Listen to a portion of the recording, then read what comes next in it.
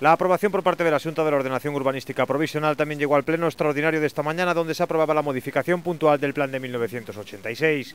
La consellera de Urbanismo, Auria Soto, recalcaba esta mañana que presentarán en las alegaciones de nuevo el PERI de As Burgas. É competencia exclusiva da Xunta de Galicia e, como dixemos sempre, é a que ten que responder política e xurídicamente desta medida.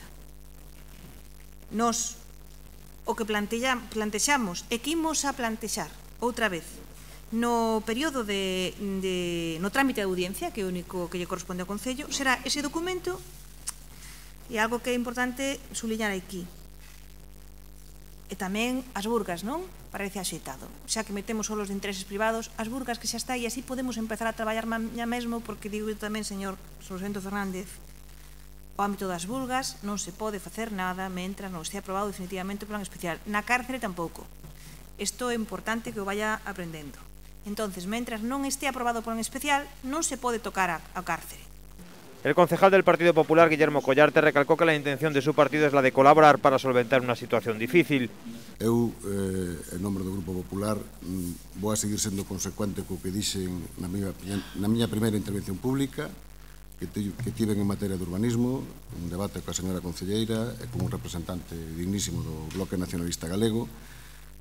Eu dixen que iba a haber colaboración e despois máis colaboración.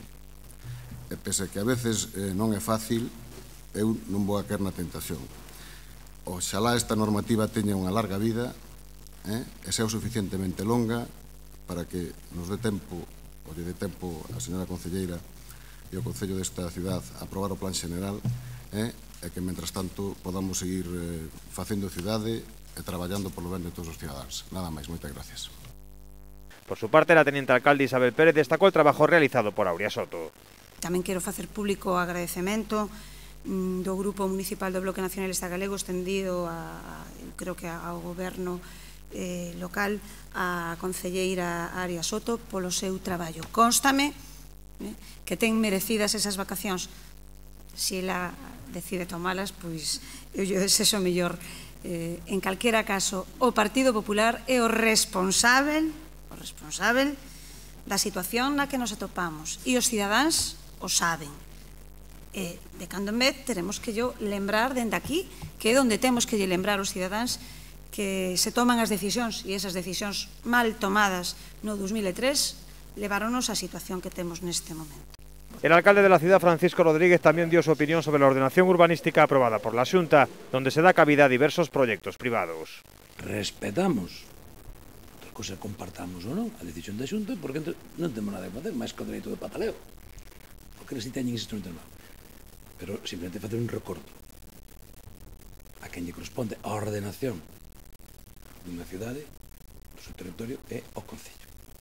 Non sei onde está o límite entre o que eles, agora con esa inclusión deses ámbitos, decidan en base ao seu criterio que ámbitos se incluyen e quen non, pero que iso deixa condicionado de alguna maneira o documento que neste momento está elaborando.